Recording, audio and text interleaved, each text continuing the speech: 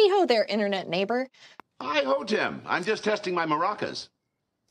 Now, for today's video, I'm going to do what I was hoping to get done yesterday, but due to the site construction being a little longer than intended and everything being a bit glitchy once we finally got access to D&D Beyond and the new information in the character builder, it had to wait until this morning. However, I am ready to go and jump into some character building, so grab a snack, grab a drink, grab your personal protection equipment, and let's get going.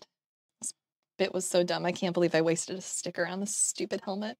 Now, for those of you who came here from Instagram or TikTok, you probably knew me first for my D&D character cosplays and lip sync content. The very first character I ever created a costume persona for was my goofy half-elf bard Delilah. She was from a home game campaign that started up during COVID. Her original build was based off of a video from Ted over on Nerd Immersion, in which he creates a 5e character with proficiency in all skills. I think that was around the time that Ted and I first met on the internet, and now he's one of my close friends that I go to for advice related to this weird content creation job I've landed in. I think that's neat. Now, to all the players out there, if you choose to do this sort of character build I'm about to show you, I highly urge you speak with your GM and fellow players during your session 0 about your plans first and ensure that everyone at the table is on board to have fun with this idea. It's the kind of thing that you could really step on everyone's toes with if you're not careful in how you handle it. I am not responsible for any PvP or mysterious character deaths that result in you using this build. And to all of the GMs who decide to put up with a player using this build, my thoughts and prayers for your campaign are with you in this trying time. Thank you for letting your players be just a silly little guy. You're doing the good work. So, let's update my silly little guy, Delilah, and see if I can't keep the same vibes while hitting proficiency in every skill before she hits level 19, where you can pick up an epic boon that gives you the same thing. Do you think we can do it in fewer levels? I think we can. Let's give it a try. To get us started, we are first going to be taking Delilah's species and origin. They want you to start with classes. However, when I tried to do this earlier, they weren't popping up correctly once I got to species and origins. So we're going to have to do that first in order to currently make it work on D&D Beyond. This might change in the future once they work all the bugs out. But right now things are a little bit glitchy. So let's go first to origin, aka their background. And we are going to go for Delilah. We're going to go with entertainer. Now, this isn't going to be the build that is the most quick way to get proficiencies. I'll do that after. But this is going to be actually how I would play Delilah and still get all of the proficiencies in all my skills. So this is going to give me proficiencies in acrobatics and performance. And we'll choose a musical instrument. I'm going to go with the bagpipes. And for musician, we'll also do bird pipes, drum, and flute. And I'll also get to change some ability scores. So we are going to go ahead and increase 2 scores. Knowing where I'm going to have to place my ability scores ahead of time, I'm going to choose, let's see, to get the +2, we're going to send that to strength because I know that's going to be one of my lower scores and I want to raise it up a little bit. And we are going to drop, let's see, charisma is going to be my spellcaster since I'm doing a rogue bard build. So I'm going to go with charisma over dexterity. Next, we will go to species. Delilah in the previous build was a half-elf.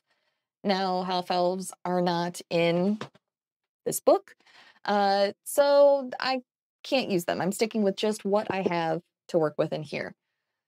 So that leaves me with 2 options. There are 2 origin, lineage, species options, whichever word you want to use. Species is the new edition term. That will give me proficiency in skills. The first one is elf, and the second one is human. For this, since I want to keep the pointy ears, I'm going to go with elf. So let's go ahead and select that. For my lineage, I think, let's see.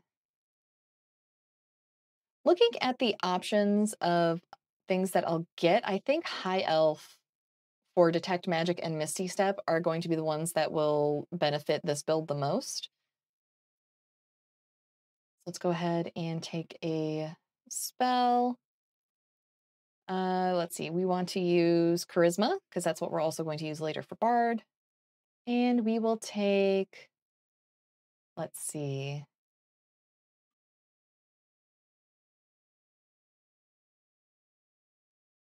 I want to go from the core rules, and let's take Shock and Grasp.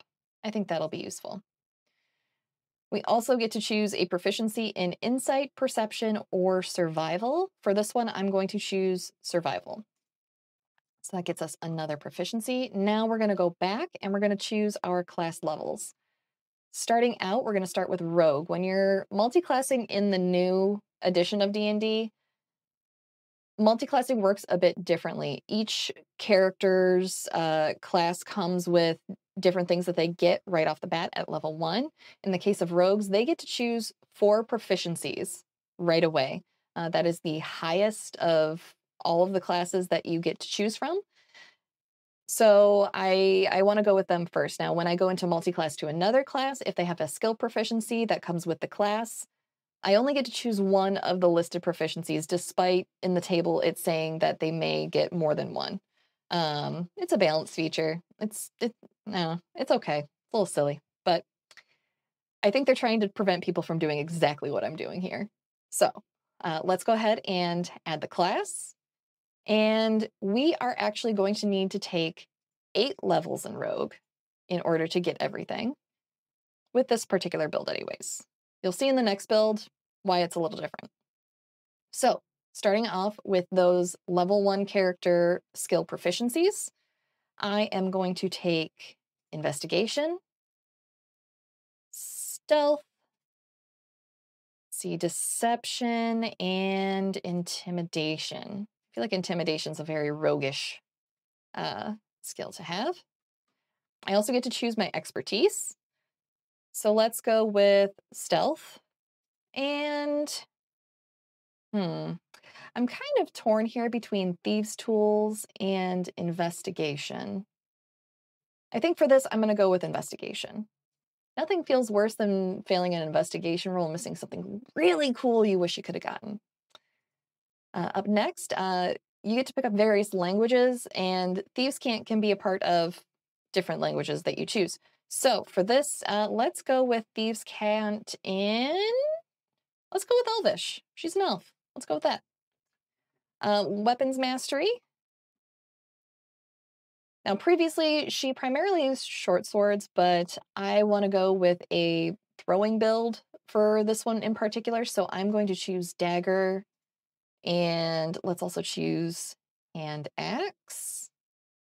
Okay, so we got those two. At second level, you still get Cunning Action.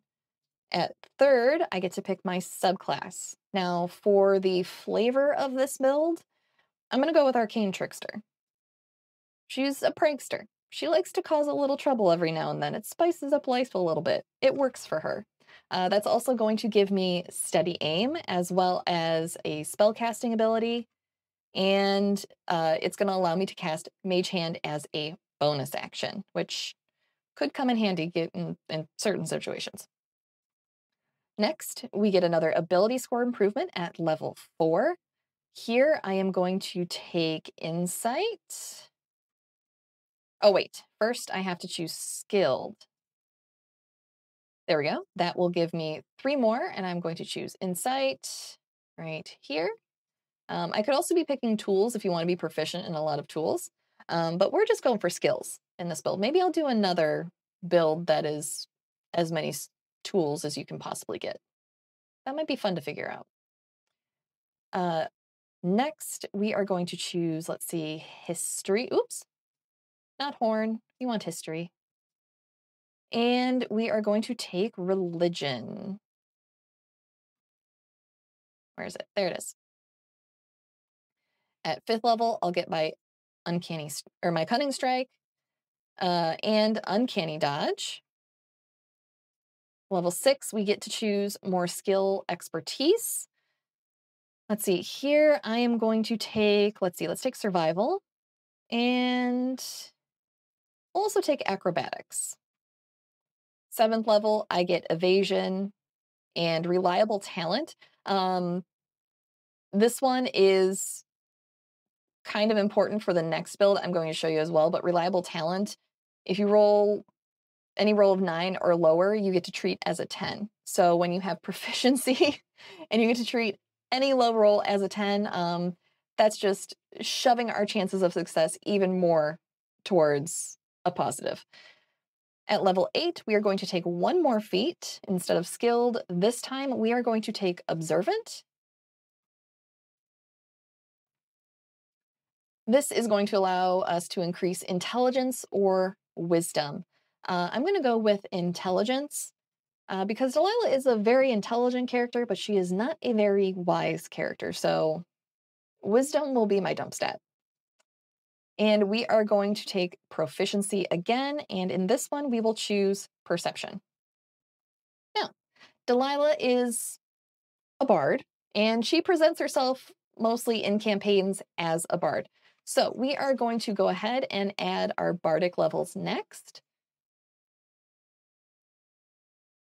Add class. Now, since I'm multi-classing into bard, normally I would be able to pick multiple options from the core bard traits, but since this is a multi-class character and it's the second character that I'm multi-classing into, I only get to choose one. So let's go ahead and grab our, let's grab the lute. That's a classic for a musical instrument.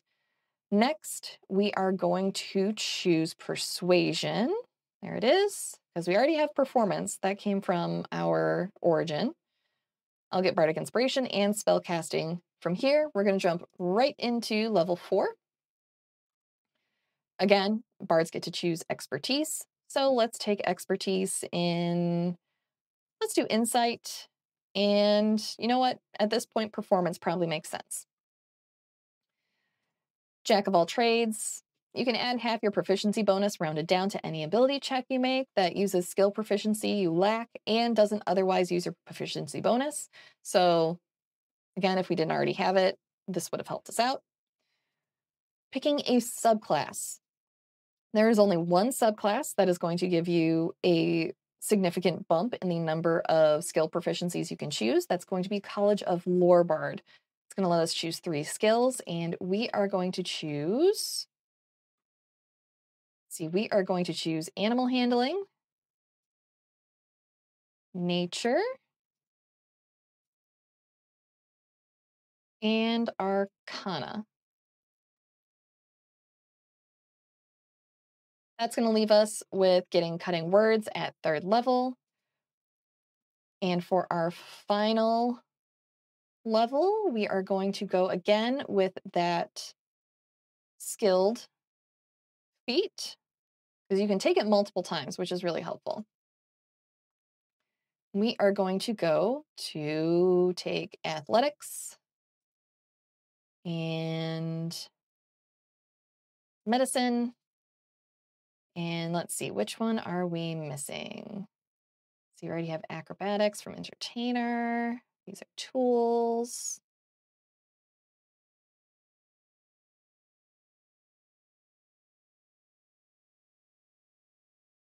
Is it just sleight of hand? Let's double check. Let's drop in our abilities real quick. We're going to go standard array. Let's see, charisma, I want to be highest, followed by dexterity.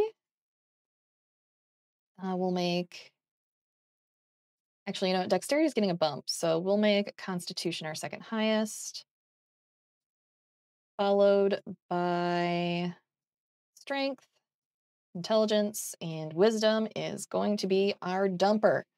All right, next we have equipment. Starting equipment is fine.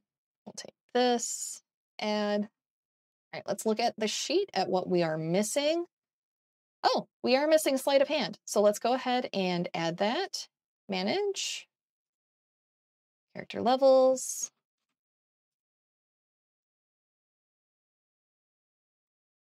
sleight of hand. And there you go. That puts us at level 12 for proficiency and everything. And that gives us 1, 2, 3, 4, 5, 6 skills that we are also an expert in. Honestly, it's so goofy that you're able to do this. The one thing that remains the same in any edition of Dungeons and Dragons is that it is a very silly game that allows you to do very silly things. I'm going to be linking the spreadsheet where I tracked what proficiencies I get at which level and what feats to take for you in the description. And if you end up giving any of these build ideas a try yourself, come back here and let me know how it went. And if you're a dungeon master who had to put up with this very silly and broken idea, I am so sorry. Please don't be mad at me. Please don't yell at me in the comments. I hope you didn't kill them off too harshly. Okay, so now let's go ahead and try to do this even faster. Okay, so I have my next character sheet all set up and ready to go. I have everything turned off, save for just the base player's handbook rules. So let's go ahead and get into it. Now, again, we're going to do classes last, even though they want us to do that first because of that weird glitch. First, I'm going to go to background, and this time, instead of choosing entertainer, I'm choosing charlatan. With charlatan, you get deception and sleight of hand right off the bat, and you also get the skilled feat as an origin feat, allowing you to pick 3 more skill proficiencies. So for this one, we are going to go ahead and pick animal handling and medicine and nature.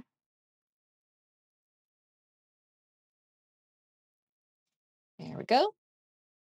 And again, you get to bump ability scores. So just like we did last time, I am going to drop a extra one into, let's drop it into charisma, and let's drop this into constitution this time. I think it was the other way around the first time, but it'll be okay. Now, next, we are going to pick our species. Previously, we picked elf because it fit the flavor better, it fit the character better. This time, though, however, we are going to go with human. Let me show you why. So, with humans, you get to pick your size. We'll go with medium. You also get heroic inspiration whenever you finish a long rest, which could be really useful if you want to add that when you fail a skill check or something. But you are considered skillful. You get a skill in one skill of your choice. So to start out, we are going to take acrobatics.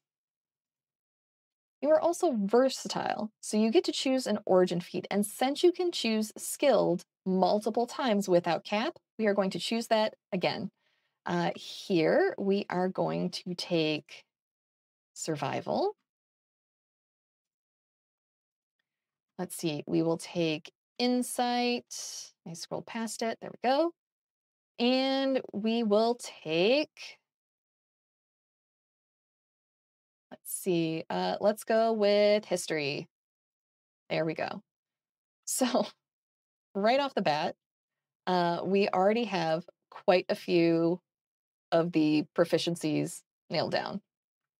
Next, we're going to go back to class and we're going to go get all the rest. Like we did previously, we're going to start again with rogue. This time, though, we're only taking 1 level in rogue. So for the core traits, we are going to go in and we are going to take stealth, intimidation,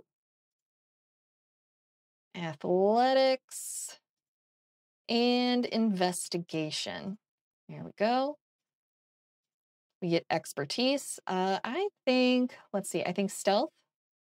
And let's go with investigation.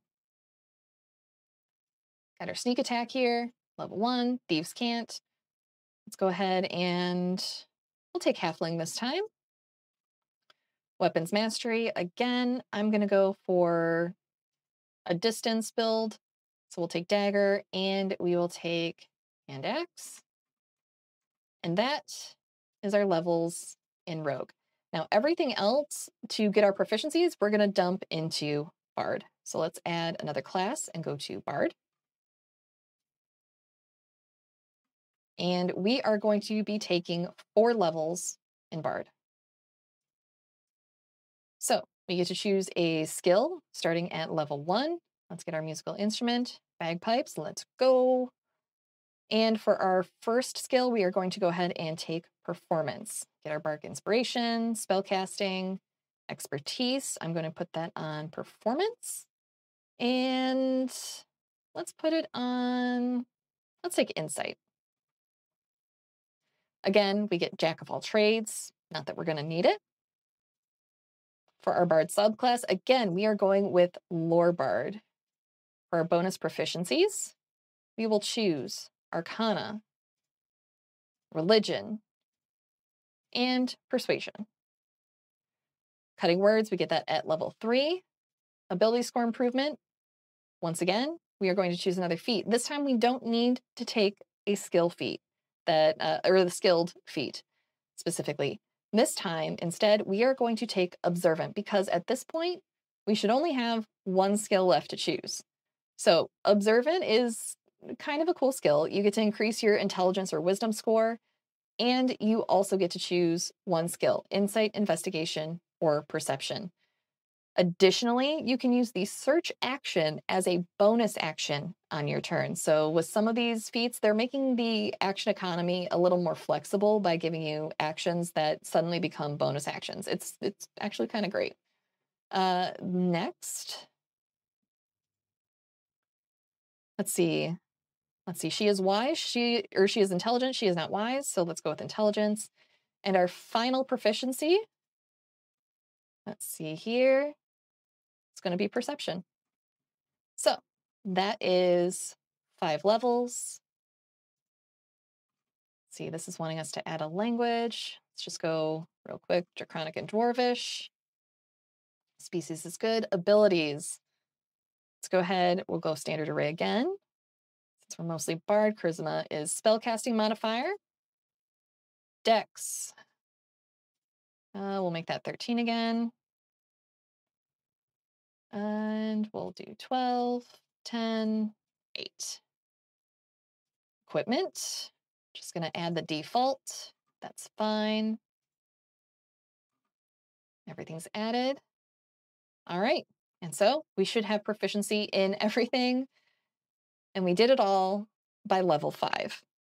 There we go. And we have expertise with this build in 2 things. Now, honestly, if I wasn't trying to rebuild my character and hit the same flavor, I might try this build.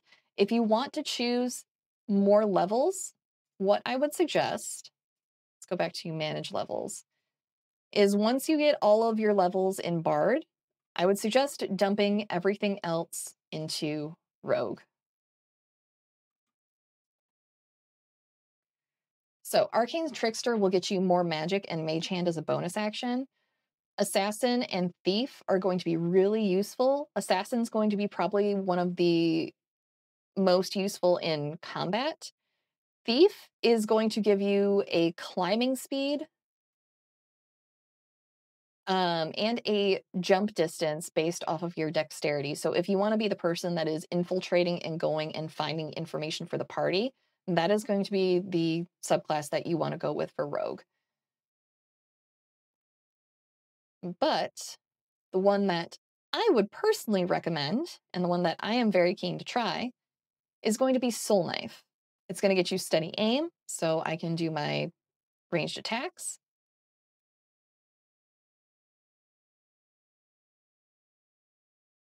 Also going to give me psionic power. Now, you're going to get a Soul Knife energy die based off of your level. It starts out at D6 and it goes all the way up by level, let's see, 17 to a D12, and you get 12 of them.